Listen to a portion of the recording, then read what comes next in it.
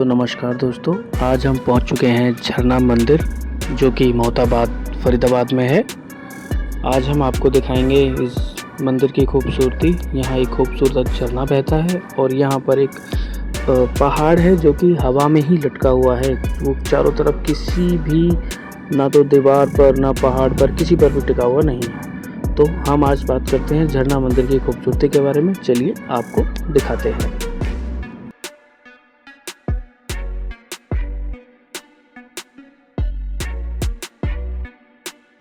जैसे ही हम गेट से एंटर करते हैं, हमें राइट साइड में एक खूबसूरत सा रथ दिखाई देता है। इस रथ के साइड में से ही एक रास्ता जा रहा है जो कि बाबा मोरनाम मंदिर के लिए जाता है। रास्ते में काफ़ी सारे धूने बने हुए हैं। इन्हीं धूनों के बीच में बैठकर यहाँ एक बाबा जी रहते हैं जो तपस्या करते हैं। जैसे कि आप सबको पता है, जेठ का महीना चल रहा है। जेठ के महीने में सभी साधु संत तपस्या करते हैं। तो इन धूनों से आगे बढ़ने के बाद में हम पहुँचते हैं बाबा मोरनाम के मंदिर में। तो चलिए आपको दर्शन कराते हैं बाबा मोरनाम जी के।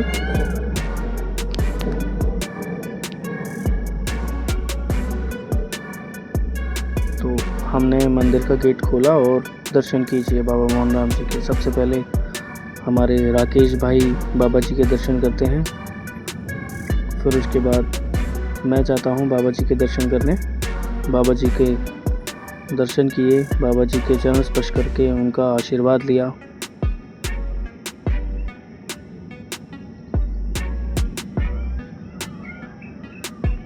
मेरे दर्शन करने के बाद में फिर हमारे प्रेम भाई जाते हैं बाबा जी के दर्शन करने, बाबा जी का आशीर्वाद लेने के लिए।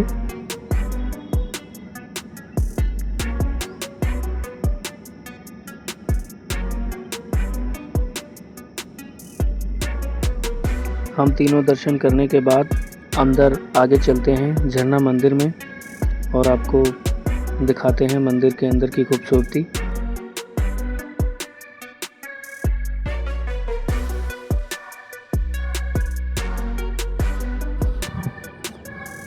तो अब हम पहुंच चुके हैं बाबा घनश्याम दास जी के मंदिर में। बताया जाता है कि जो झरना मंदिर है वो बाबा घनश्याम दास जी ने ही बनवाया था। मंदिर इन्हीं की देन है।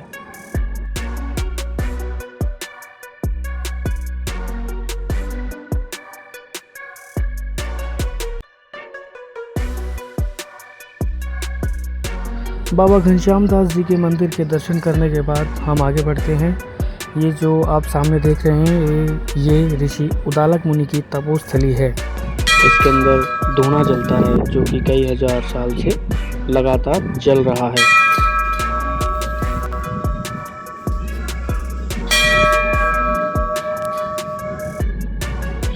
अंदर चलते हैं, आपको दर्शन कराते हैं। ये बाहर शिव प्रतिमा, एक सिर रखा हुआ है बस, और अंदर हम आपको दिखाते हैं अभी।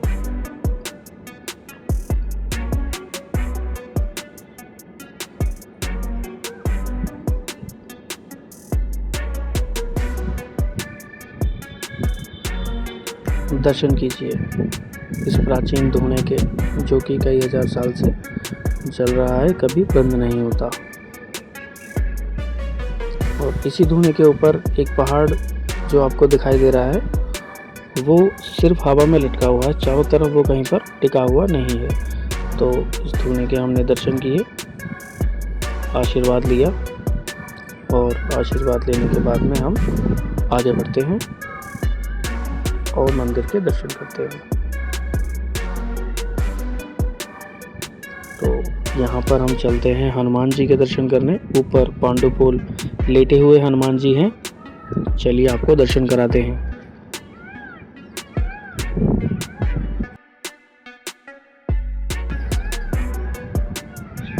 तो दर्शन कीजिए पांडुपोल हनुमान जी महाराज के।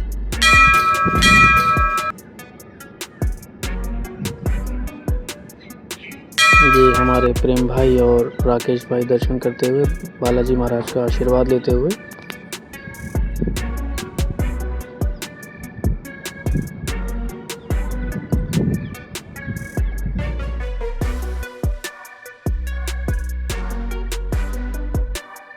और हम तीनों ने बालाजी महाराज के दर्शन किए और उनसे प्रार्थना की कि अपनी दया दृष्टि, अपना आशीर्वाद हम पर बनाए रखें। देखिए कैसे लंगूर बाहर बालाजी महाराज के मंदिर के बाहर खेल रहे हैं, आनंद ले रहे हैं। दर्शन कीजिए लंगूरों के।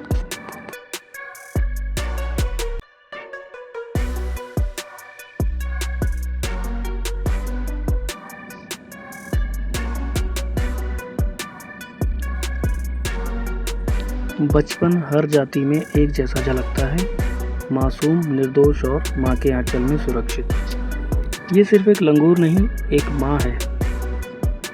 वो माँ जिसका प्यार सभी प्राणियों में एक समान होता है, निर्मल और निष्काम।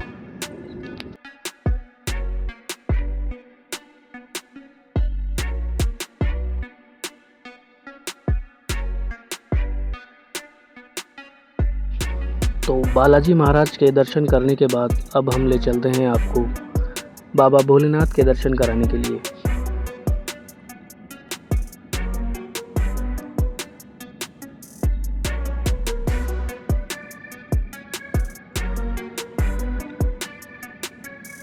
प्राचीन शिवालय, झरना मंदिर, मोहताबाद।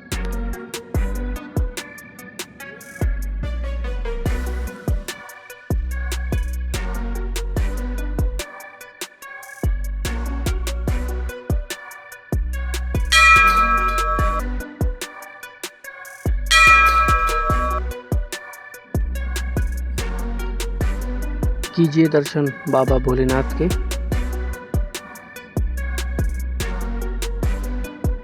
हमने बाबा भोलेनाथ का आशीर्वाद लिया और बाबा जी का आशीर्वाद लेने के बाद में हम आगे की तरफ बढ़ते हैं।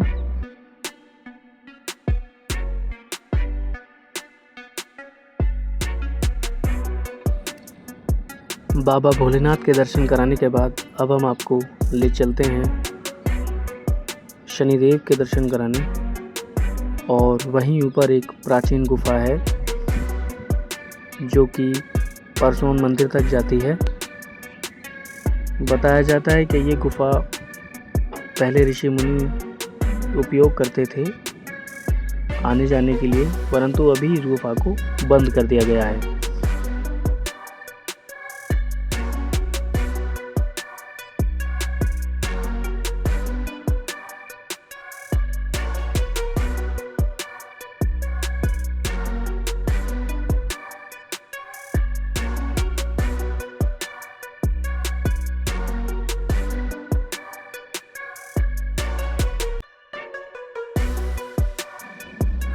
गुफा के दर्शन करने के बाद अब हम करते हैं शनिदेव महाराज के दर्शन।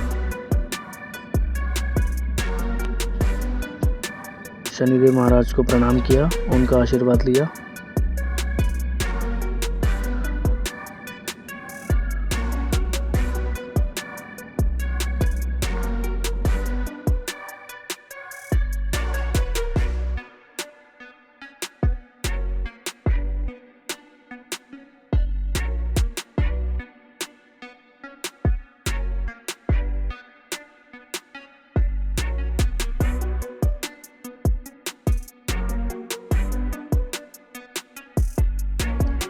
ये है प्राचीन नचिकेता ऋषि की तपोस्थली, जहाँ पर नचिकेता ऋषि तपस्या किया करते थे। तो चलिए आपको अंदर से दर्शन कराते हैं, कैसा है ये मंदिर अंदर से।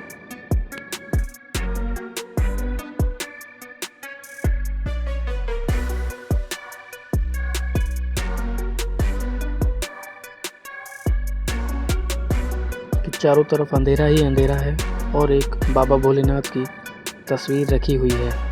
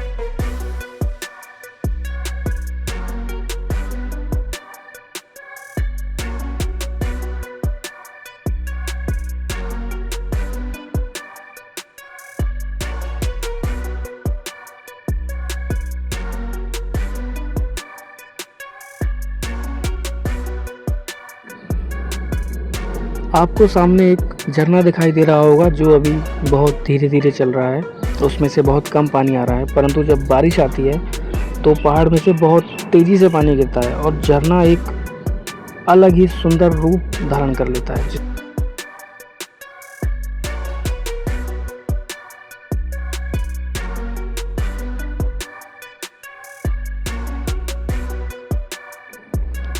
अब हम आपको ले चलते हैं ऊपर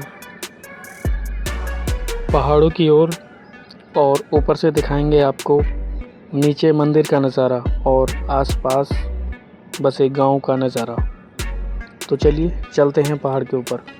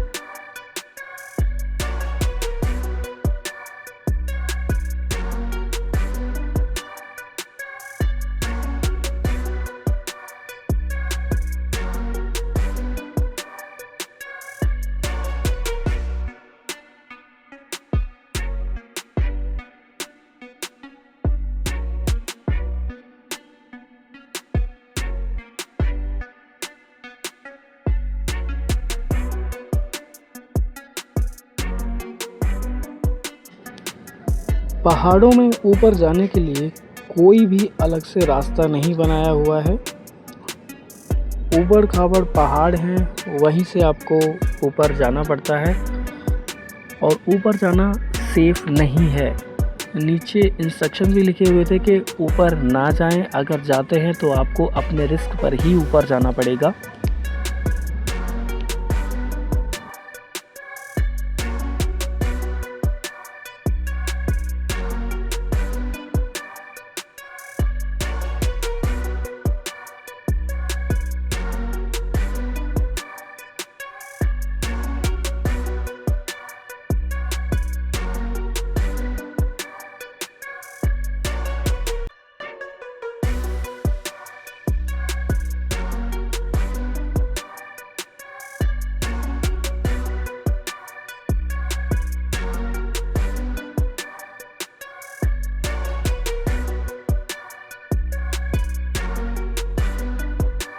अब पहाड़ से उतरने के बाद हमने दर्शन किए श्री राधा कृष्ण जी मंदिर में।